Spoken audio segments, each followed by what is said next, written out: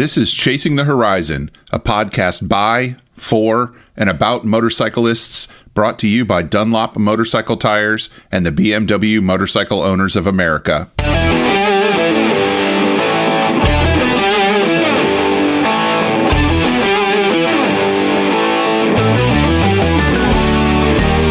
Welcome to episode 32 of Chasing the Horizon, released on the 24th of September, 2018.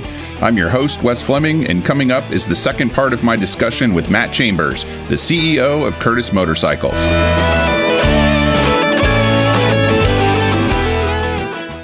The idea of anti-lock brake systems dates back to the 1920s, when engineers found a way to safely stop airplanes. They called it an automatic override, not anti-lock brakes, but the concept was the same, preventing the wheels from locking up and skidding under intense braking. The next application for anti-lock brakes came in 1958, when Royal Enfield put a prototype system on a Super Meteor, but it never made it into production. Car makers tried a few times in the 1960s, but the systems they came up with were too expensive, so it wasn't until 1971 when Chrysler put ABS into the first production cars as an upgrade.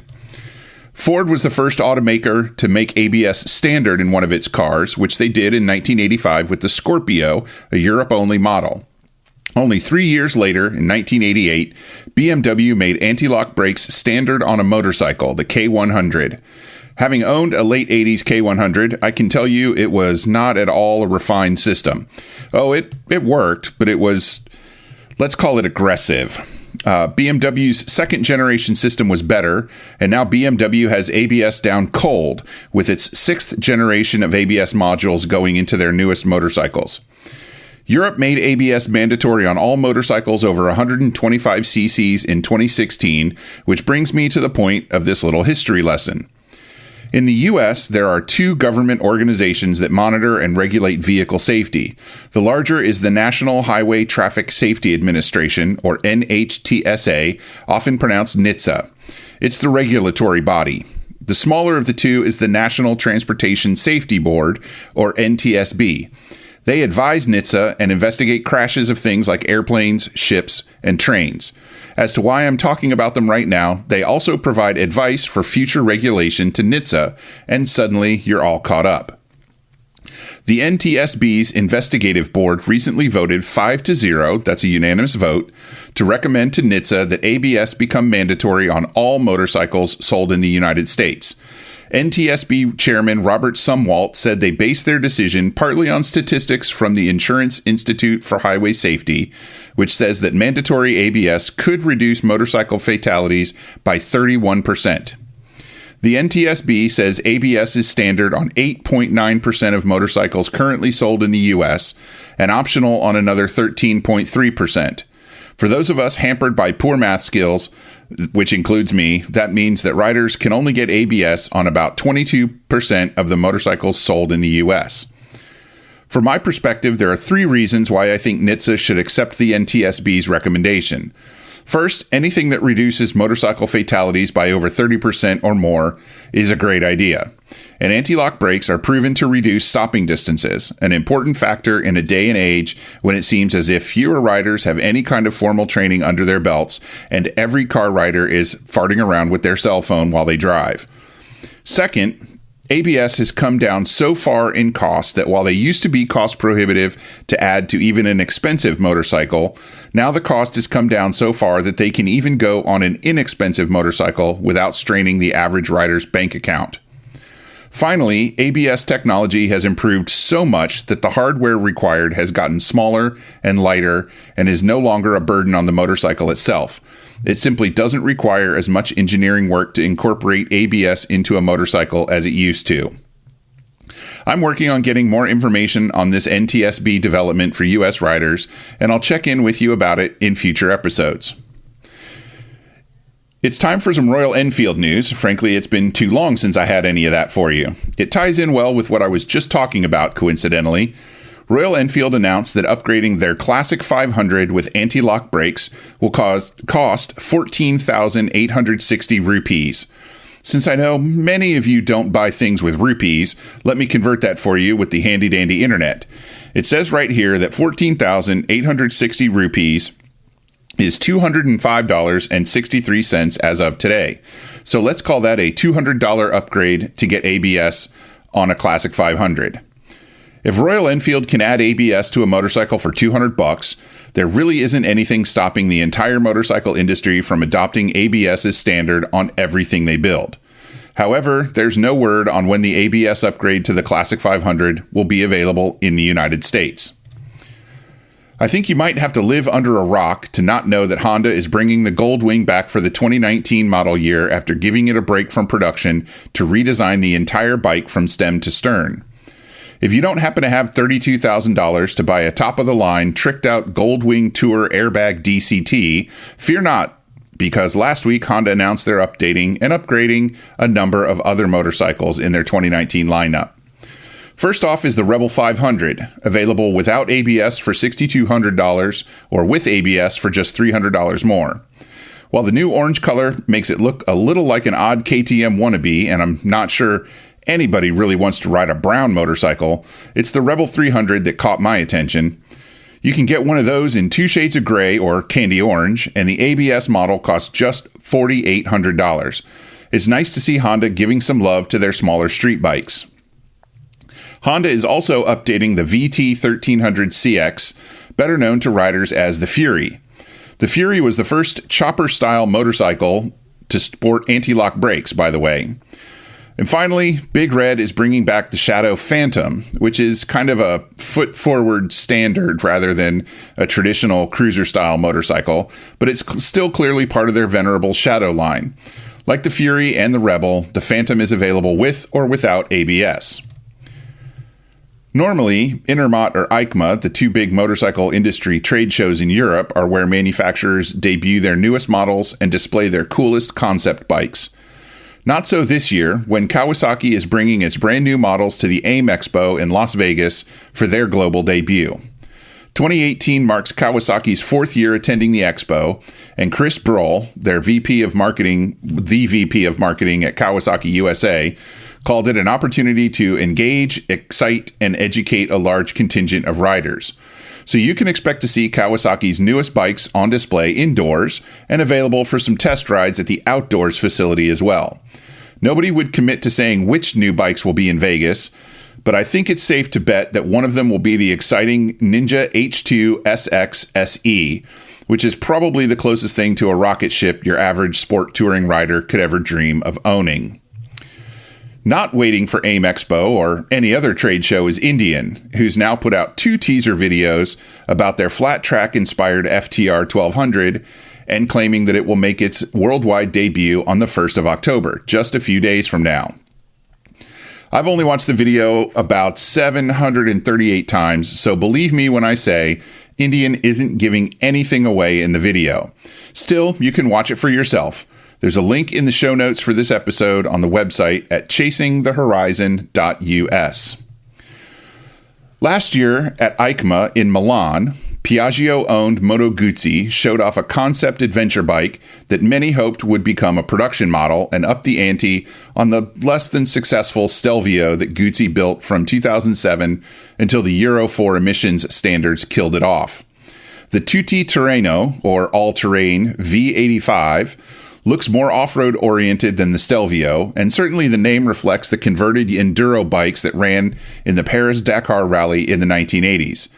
The V85 has the high beak-style front fender we expect on an adventure bike, but it doesn't have a low fender that can easily get caked with mud. The bike's stance is tall and aggressive, and the dual headlights give it a serious rally look. The 850cc engine is pure Moto Guzzi. That is, it's an air-cooled, 90-degree, longitudinally mounted twin. Everything you could want in an adventure bike is there, from traction control and ABS to the ubiquitous Bluetooth connectivity. Now, you can still pick up a Stelvio at a Guzzi dealer in the US for about $16,000, but it looks like the V85 is going to sell in Europe for the equivalent of about $14,500 before taxes. It wouldn't be unreasonable to think the bike will be available in the US for about the same amount, but that remains, of course, to be seen. I'm sure we'll learn more about it in the near future, and as I find things out, so will you. If you're interested in knowing more about why adventure bikes seem to be the only motorcycles that aren't seeing their sales numbers drop, check out an article I wrote called Adventure Bikes Are the New UJMs on the Chasing the Horizon website, and another one called Adventure Bikes Are the Liveliest Segment of a Stale Motorcycle Market, written by Charles Fleming, no relation, for the Los Angeles Times. Links to both articles are in the show notes on the website. This makes 3 episodes in a row with news from BMW Motorrad, but who knows how long the streak is going to run. BMW not only had its international press launch last week for the new R1200 GS and RT models with their shift cam technology, but it looks like soon you'll be able to rent a BMW from a dealer in at least Europe. BMW announced their Rent a Ride program, which will debut in Europe and hopefully spread elsewhere. There's not much in the way of details as to how the program will work, but it will be run through the dealer network. It makes me think of Eagle Rider here in the US, and if they work well on that model, there's a good chance it'll be quite successful.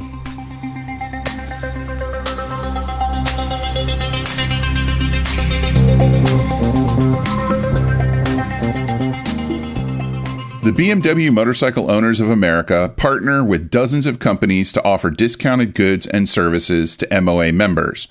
From a discount at the BMW Performance Center for motorcycle classes to saving money on orders from Pro Flowers, chances are there's a discount that not only fits your needs, but will allow you to quickly earn back your $49 a year membership fee.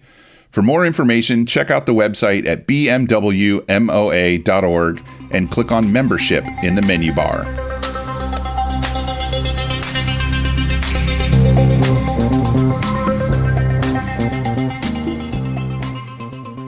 In the last episode, I split my hour-plus discussion with Matt Chambers of Curtis Motorcycles, and we ended up with my asking him what the different names for Harley engines represent. That's where we pick up here in part 2. So I actually want to go back and ask you a question about these Harleys you're talking about, because one of the things I try to do, especially with the show, is to ask people questions about things they say that I don't understand, because I figure if I don't understand it, there's other people that don't understand it. I'm not a Harley guy. What's a shovel head, and what's the difference between a shovel head and a pan head? I know it has something to do with the engine, the head, right? Shovel head, pan head, block head. But what's the difference between a shovel head and a block head? I can't tell you all of the ins and outs of the heads, but the shovel was the last, the pan was second, the knuckle was the first. So the first push rods with a knuckle, and then the pan, and then the shovel, and then the blockhead. So it has to do with like a visual cue. It's like it's changed the rocker boxes, but also the head designs are different. Okay. So it's about airflow. So when they started, I think it was in the mid '30s, and with their first push rod, when they moved from flat head to push rod, they started with a knuckle. Gotcha. Most people think it's the most beautiful of the valve cover designs. But they all lend themselves to a unique valve cover design, and I believe that the blockhead is by far the worst looking of the bunch.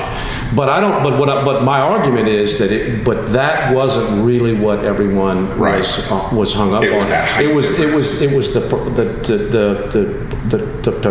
the totality of the stance that just stalled, the whole look of the motorcycle. And I think those guys that were real deep into it, and those kind of that dark energy crowd that was basically, I knew some of those guys, and their whole life was about Harley Davidson and being with girls, getting drunk and partying. I mean, it was beautiful. I mean, they didn't care about stuff other than just riding their motorcycles and having a good time. I mean, it's like a dream, for a kid. I mean, I was a schoolboy, so I was working all the time and going to school, but I knew some of these cats. And I had a Norton at that time, so I could ride. They would kind of let a Norton guy in, Was it okay? They wouldn't beat you up if you had a Norton. If you pull up in a Yamaha, maybe you'd have to, Maybe find it. You could, that wouldn't work out. But I believe that they were very, very much had a great aesthetic eye for their motorcycles, and it was that shorter motor. Although it is also true that the shovel head is a great looking rocker box, and the blockhead isn't. Gotcha. So I'll file that away for when people are talking about the different styles of Harley motors. Yeah. So that's a good transition. Let's talk about your motor. Let's talk about your electric motors. You're doing a partnership with Zero. Well, actually, would you call it a partnership? Well, I'm not sure. I don't think we're going to make that. When we started the situation with Zero, we were always running at what we're calling E-twin. Okay. E-twin. I like that. So it's two motors.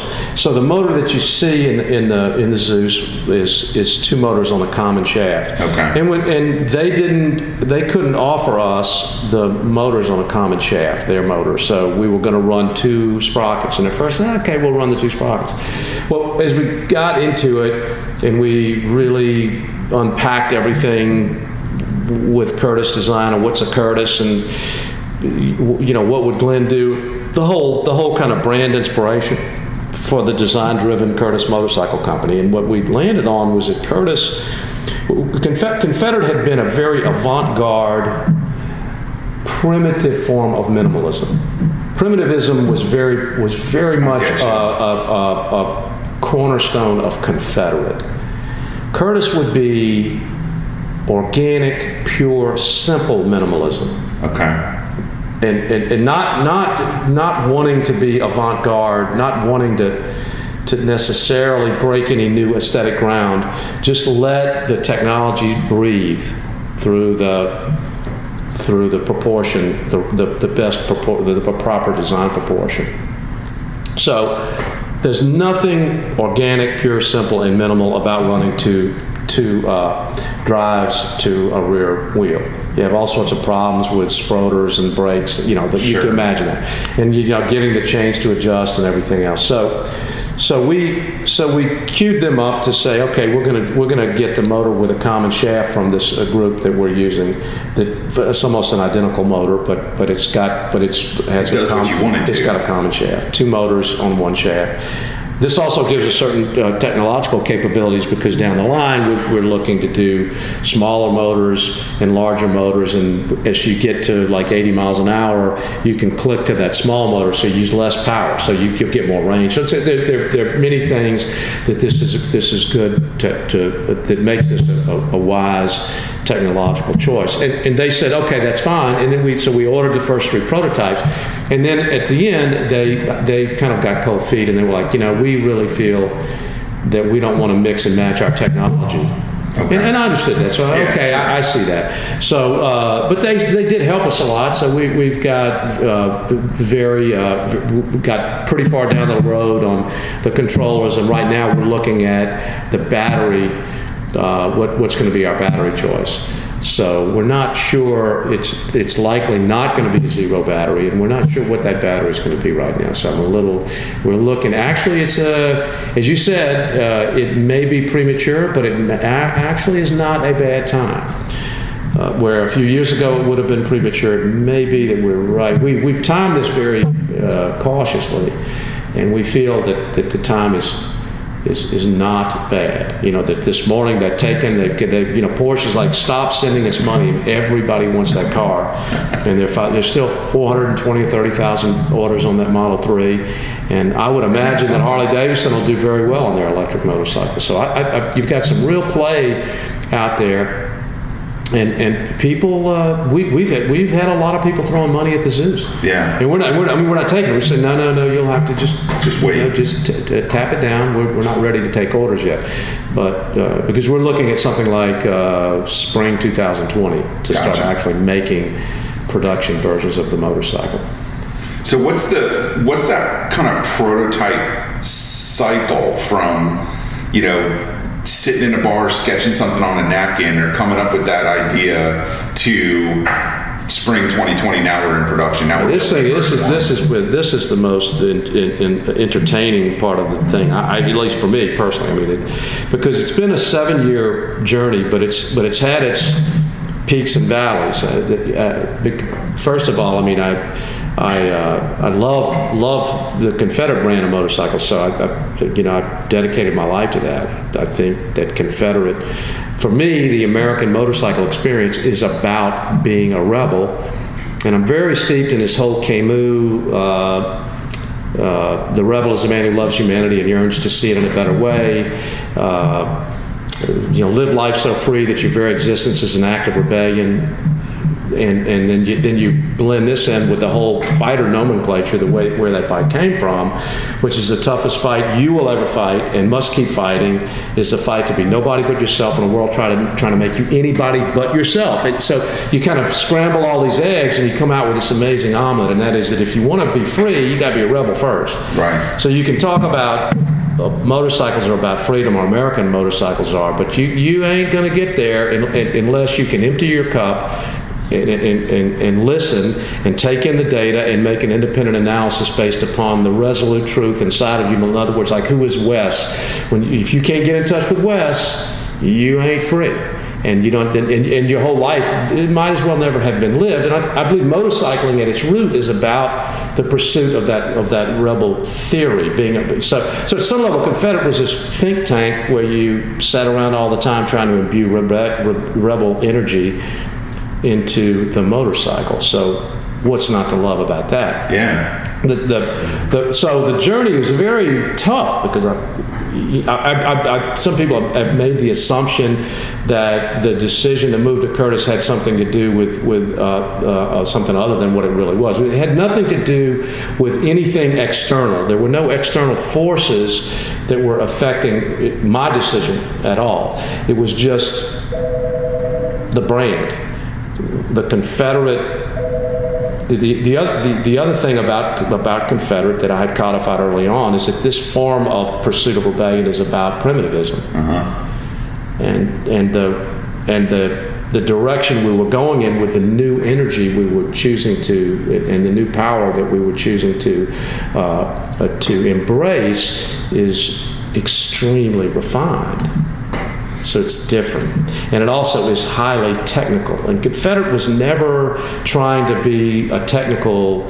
What we wanted to do basically was take the Mercedes-Benz. We were like, we saw ourselves like AMG. Okay. So we want to take this really amazing car, and we're going to bring it over here and drop this big V8, like the original, like AMG E500 or whatever, where they put the V8, they lowered it, they stiffened the shocks, they turned it into a nice driving car. It was never going to be maybe as good of a driver as a BMW. Sure. But it also was a Mercedes. Right.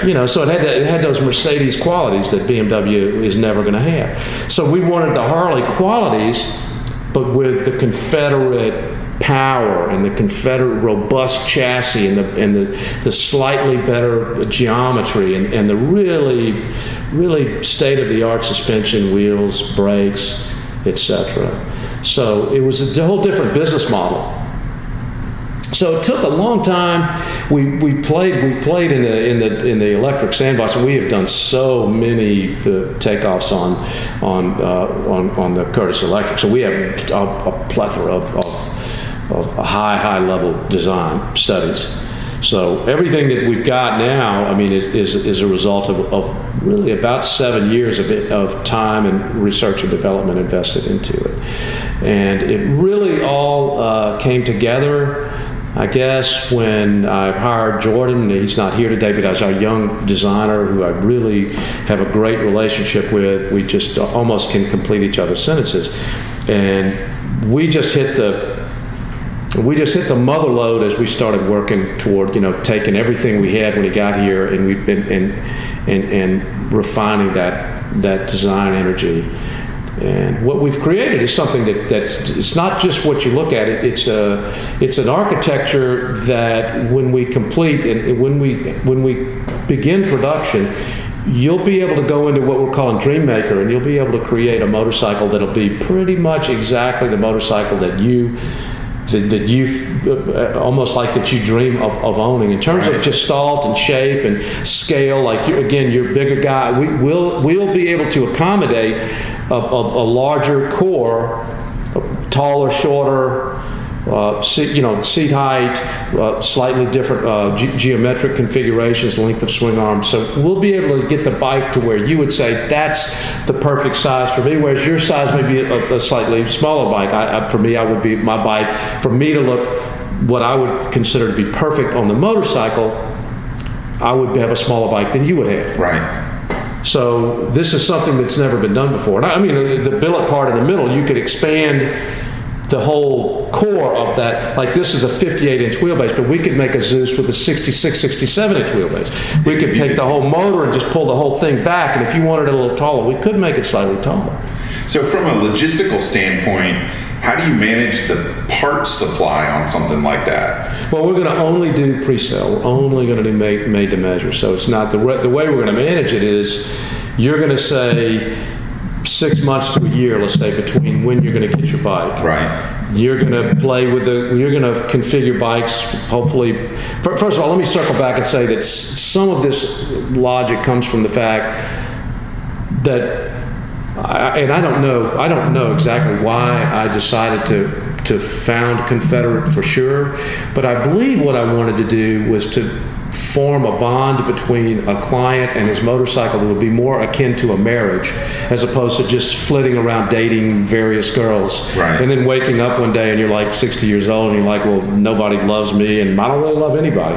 And now I'm lonely. So I didn't want that. So I mean, like I said earlier when we started this, and I didn't know we were going to go here in the conversation, but I wish I had my trophy trail. Yeah. And I wish I could say, come look at this, and I could start telling you this, and I went here, I went there, I did all these things. I've been on this bike. I rode it to LSU. I rode it to law school. I rode it to work every day from where I live now in Birmingham. I have all these experiences, like I have with my old lady. I mean, I have a lot of it. She knows everything about me. Right. I wouldn't want to start over with someone else, even if it was, even if you looked and said, oh, that's a newer model, better model. No, I keep my old model. Yeah, I know exactly how you feel. I've got my bike's made in 2005, and we've done all these things together, and we've been all these places, and we've had all these experiences, and now the computer's going bad, and I have to decide, do I replace the computer and keep the bike, or is it time to move on? But if I move on, I can never get a bike just like that again.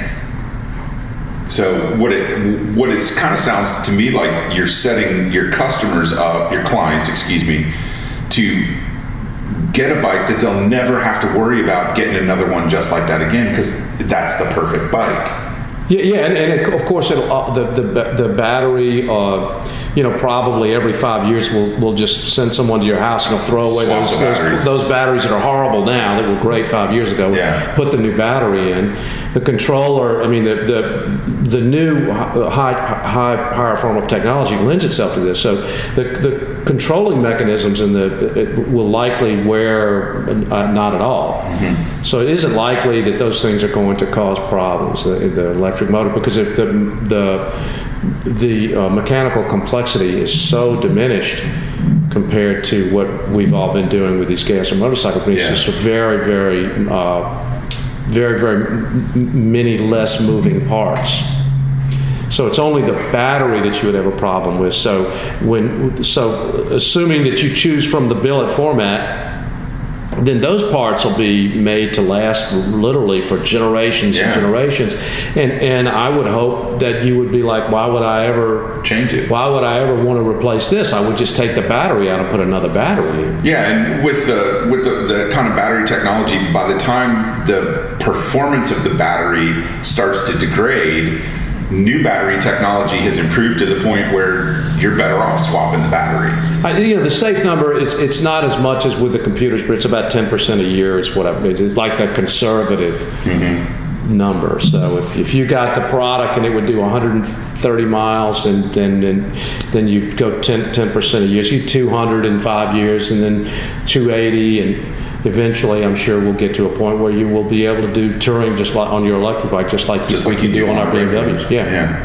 So the big idea is you say, okay, I'm going to get a bike, and you send over the bike, and you put some small amount, $500 or something. Okay, so we lock you in based upon what our production rate is, and so 8 or 9 months you're going to get your bike, and maybe 4 or 5 months we're going to preference your bike, and then this really begins a process of you working with us if you want or not. If you want help with the design department, we'd actually like to do it because it's so much fun. But trying to figure out what the hell do I want. Well, I think that's one of the reasons why we buy so many different bikes, is because we we don't know exactly what we want, so we keep looking for a bike that's going to that's what happens. Fit that idea of what we want without us having to figure it out. You know, when you get on that perfect bike, you just know that's your bike. You know, and what's exciting, I think, about your model, about that customization aspect, is that very first time you sit on the bike, you know that's your bike, because it really is your bike. It's not, even though, you know, it's a Zeus, it's not identical to anybody else's Zeus. That's the one that Curtis made for you. Yeah, and we're talking about things like the Zeus is what we call a T-block, so the battery lives like this. Okay. And we're going to have a bike, the Hercules is going to be a Y-block, so the battery's angled forward and up. And the Medusa is going to be what we call a porcupine block, so you have 3 batteries in kind of obscure spaces that non-linear look. Okay. And then we're going to have a V8 block, which is going to be 3.5 batteries, but it'll lay over kind of like a V, and it'll look like a V8. So, and then we're going to have a I block, a slant block, and what we're calling a flat block, which is kind of like an old Aramachi Harley. Okay. So the battery position, so you can get all of these, and these will all be model designations, what we call hot rod gods. And then on top of that, you can get bow top, slant top, flat top. So the top can be straight, or it could be a bow, or it could be a slanted top. And so within that range, and then you get into insignia, art and color, ergonomics, and then geometry. So you could get the 27, 24, 30, we're not going to go over 30 degree, but you could have a little different rake angle. Sure. And then you could have the base swing arm, or 1 inch over, 1 inch under, 2 inch over, something like that. So all of a sudden, you're getting into some pretty radical things you could do, and you're getting into, I don't know if it's infinite, but it's highly likely that no one is going to have a product like you're going to have. I mean, you're going to have like a bike that really, you more or less put your personal thumbprint on it. So it should be, now I think there may be people that have the resources that would want to have different types of bikes.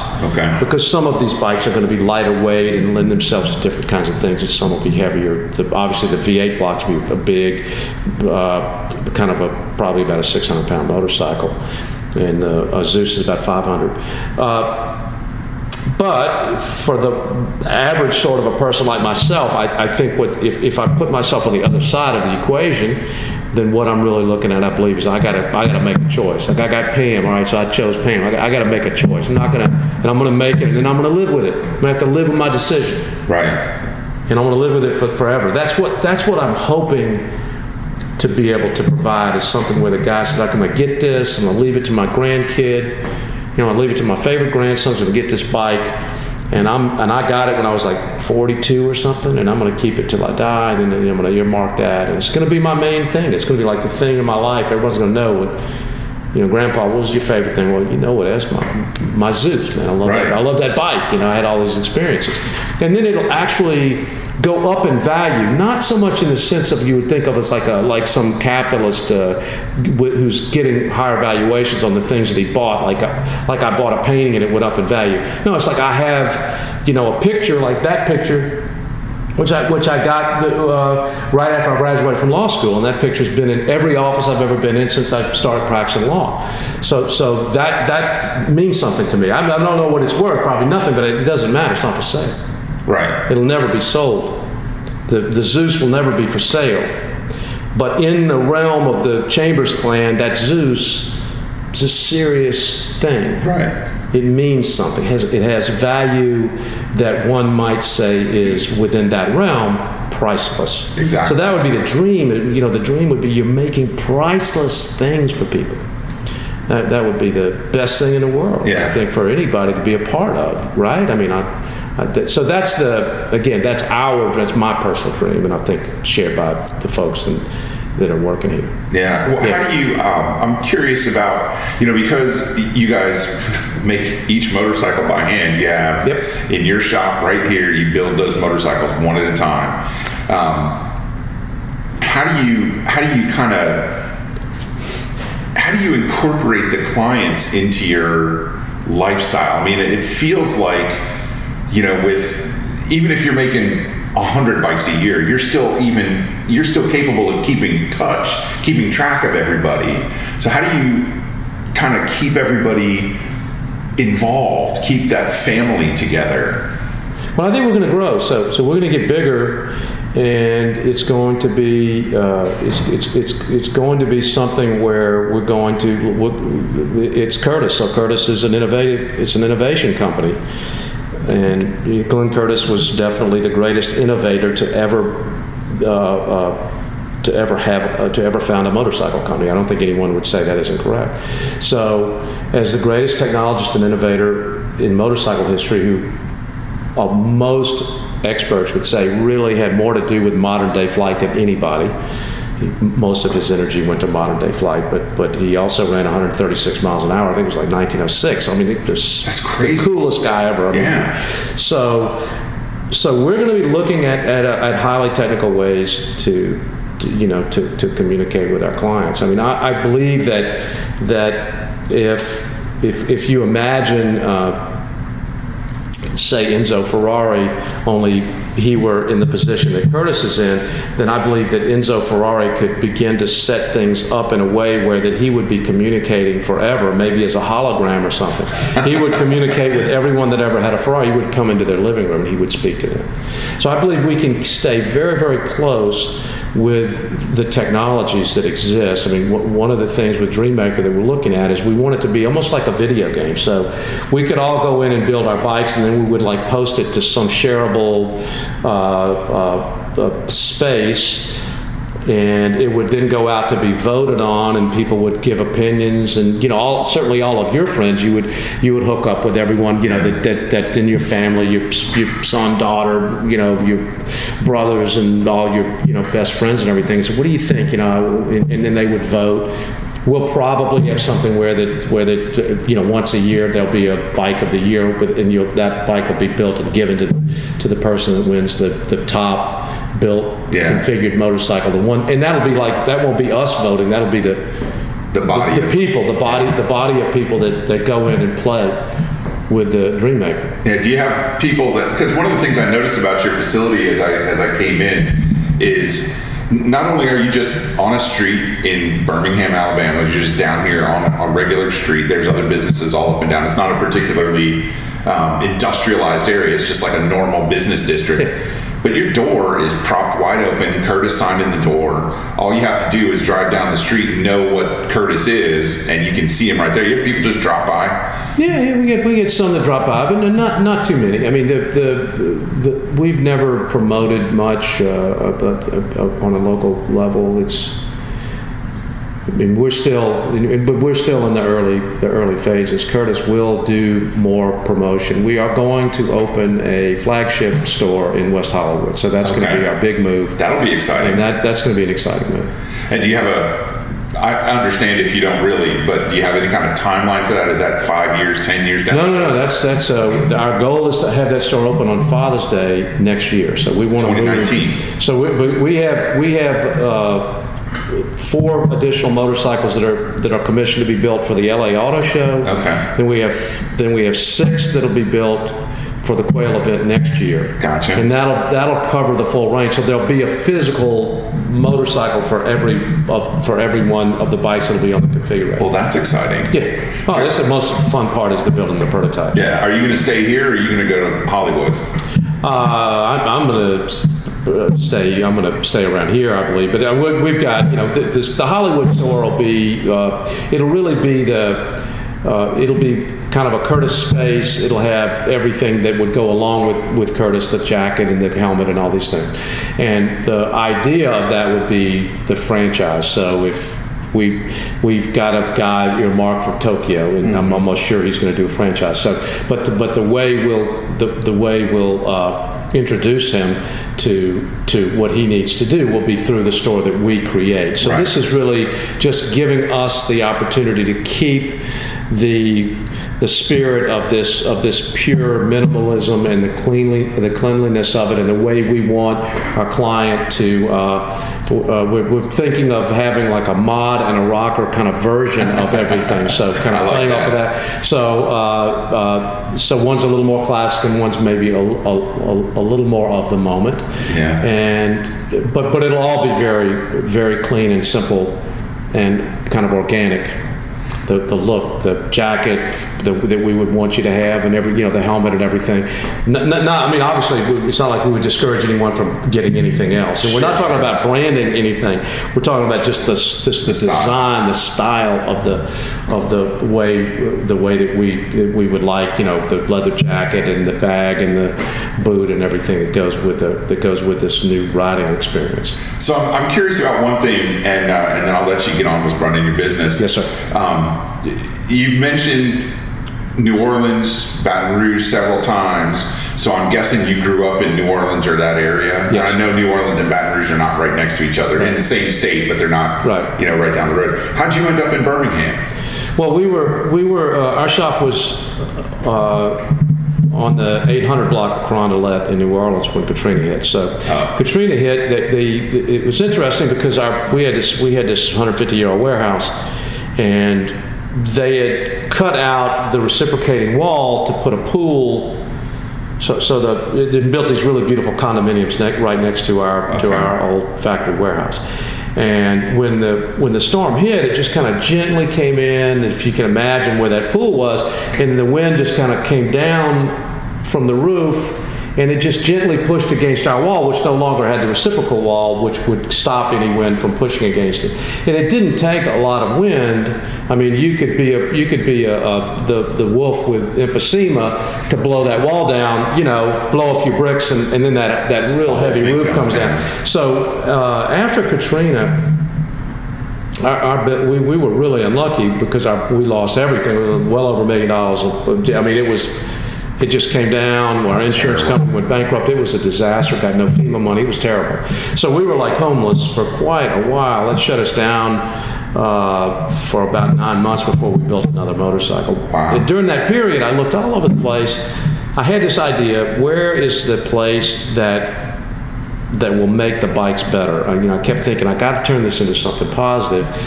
And I came here because there's this barber museum in Birmingham. Yeah, there sure is. And I'm like a Zen master in that museum. I've been in there dozens and dozens and dozens of times. And I have all my favorites, and I know all these motorcycles in 3D, and it's all inside of my head. So I don't, where most people that would be involved in the industry like me would have books and look at two-dimensional pictures of old motorcycles.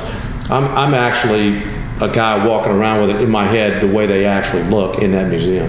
So it was really that. It was the idea that if I'm next to that museum, then I will go there once a week for years and years and years, and over time I become like a real, a real kind of an intuitive person when it comes to what we're capable of on two wheels. So that was why we came here. Awesome.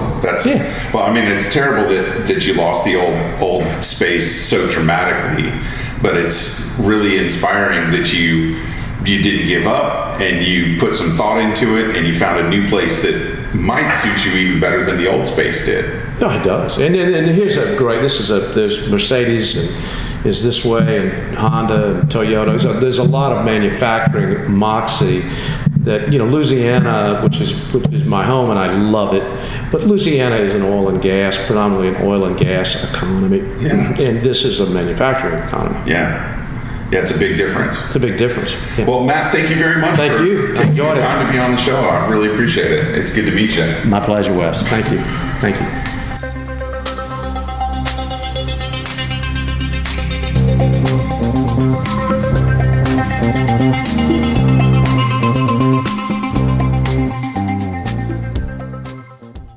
Chasing the Horizon is brought to you in Season 2 by Dunlop Motorcycle Tires. Motorcyclists the world over recognize the name Dunlop, and for good reason. With extensive global resources and a commitment to racing disciplines worldwide, Dunlop draws on a vast body of knowledge to develop innovative motorcycle tire technology. Much of this technology quickly makes its way to motorcycle riders, whether they ride on the track, street, or a weekend off-road adventure. Dunlop maintains extensive development and manufacturing capabilities in the U.S., focused on developing groundbreaking new products. Dunlop has been building tires using domestic and foreign materials in Buffalo, New York since 1920, and to this day is the largest manufacturer building motorcycle tires in the USA. Point your web browser to dunlopmotorcycletires.com to learn more about Dunlop's promotions, find the right tires for your bike, and use a searchable index of hundreds of Dunlop motorcycle tire dealers across North America.